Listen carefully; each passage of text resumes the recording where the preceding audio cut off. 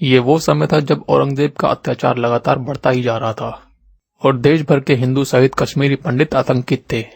वाराणसी, उदयपुर और मथुरा सहित हिंदुओं की श्रद्धा वाले कई क्षेत्रों को औरंगजेब की फौज मंदिर को ध्वस्त करती जा रही थी।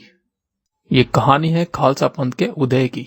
क्यों की गई खालसा पंथ की स्थापना, तो चलिए जानते हैं। सन 1669 जब हिंदुओं को नदी किनारे मृतकों का अंतिम संस्कार करने से रोक दिया गया।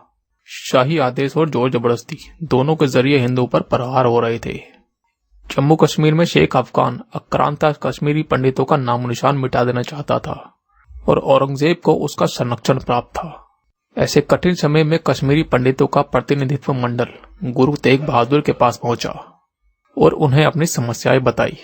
औरंगजेब के अत्याचार और क्रूरता के दास्तान सुनाई तो वह बहुत दुखी हो उठे।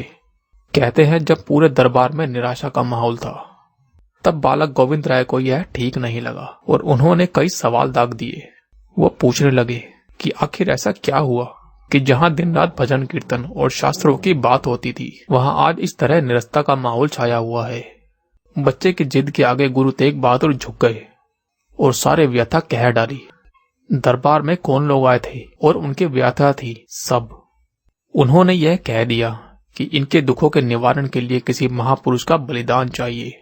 इस पर बालक गोविंद राय ने पूछा कि इस समय भारतवर्ष में आपसे बढ़कर विद्वान, सद्गुण वाला और महान महापुरुष कौन है, इसलिए क्या आपको इस बलिदान के लिए स्वयं को प्रस्तुत नहीं करना चाहिए।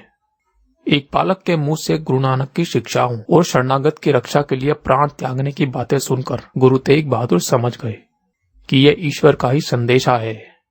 गुरु तेग बहादुर जी औरंगजेब से मिलने के लिए एक प्रतिनिधि मंडल के साथ दिल्ली गए, जहां उन्होंने औरंगजेब को चुनौती दी कि यदि वे गुरु तेग बहादुर को इस्लाम में परिवर्तित कर सकते हैं तो सभी कश्मीरी पंडित धर्मांतरित हो जाएंगे। औरंगजेब ने गुरु तेग बहादुर जी को किसी भी कीमत पर परिवर्तित करने का आदेश दिया।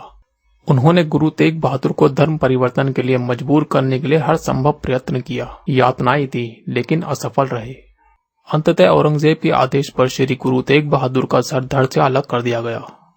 3 अन्य सिखों, भाई मतीदास, भाई सतीदास और भाई दयाल दास, जो उनके साथ दिल्ली आए थे, उनको भी श्री गुरु तेग बहादुर जी की हत्या से पहले औरंगजेब ने मरवा डाला था।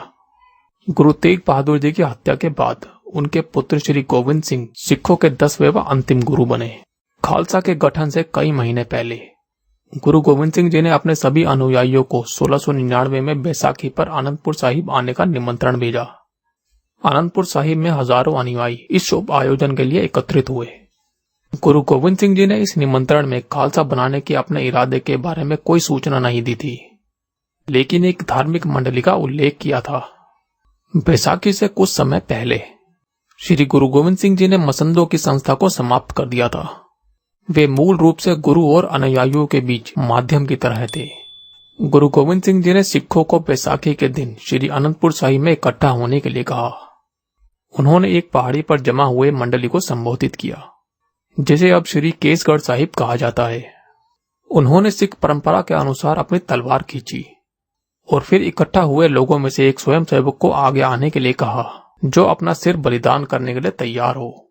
उनमें से एक आगे आया, जिसे गुरु गोविंद सिंह जी एक तंबू के अंदर ले गए और अंदर खचाक की आवाज आई और बिना गुरु स्वयं सेवक के भीड़ में लौट आए, लेकिन तलवार पर लगे खून के साथ।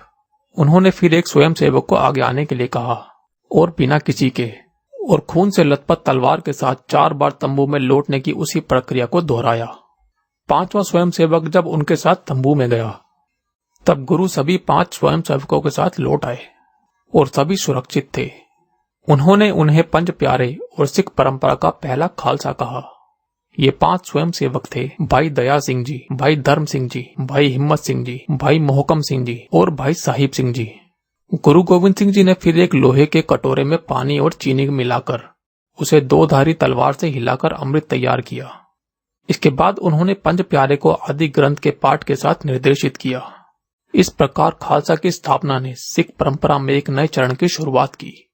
इसने खालसा योद्धाओं के लिए एक दीक्षा समारोह और आचरण के नियम तैयार किए। इसने गुरु को छठा खालसा बना दिया और उनका नाम गुरु गोविंद राय से बदलकर गुरु गोविंद सिंह कर दिया गया। उन्होंने प्रत्येक सिख में त्याग, स्वच्छता, ईमानदारी, दान और साहस जैसे 5 गुण पैदा किए। उन्होंने सिख कोड ऑफ डिसिप्लिन भी निर्धारित किया। साथ ही खालसा तलवार का प्रयोग केवल आपात स्थिति में ही कर सकता है, अर्थात तलवार तब तक नहीं खींची जा सकती जब तक सभी शांतिपूर्ण तरीके विफल न हो जाएं।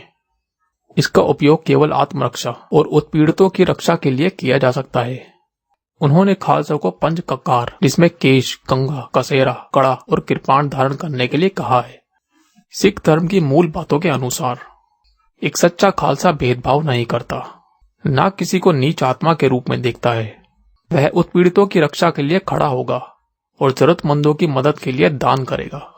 गुरु गोविंद सिंह जी ने 1699 में बैसाखी के दिन खालसा पंथ की स्थापना की और सिखों को सिंह यानी शेर का नाम दिया।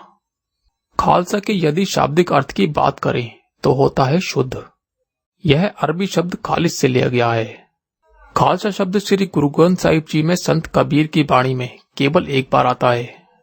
इसमें लिखा है, कहू कबीर जब भाई खालसा, प्रेम भगत जी जानी, जिसका अर्थ है, कबीर कहते हैं कि वे लोग जो परमात्मा के प्रेम और भक्ति को जानते हैं वे सबसे शुद्ध हैं। खालसा की स्थापना के साथ ही सिख परंपरा में एक नए चरण की शुरुआत हुई। इसने सिखों के अस्थायी नेतृत्व के लिए एक नई संस्था का रूप लिया।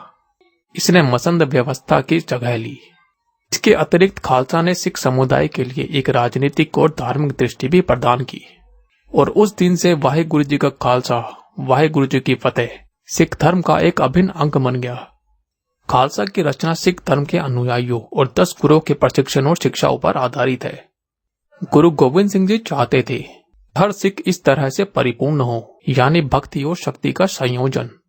सिख धर्म के मुख्य सिद्धांतों में दान और तेग या तलवार शामिल है, जो खालसा में ही अंतर्निहित है।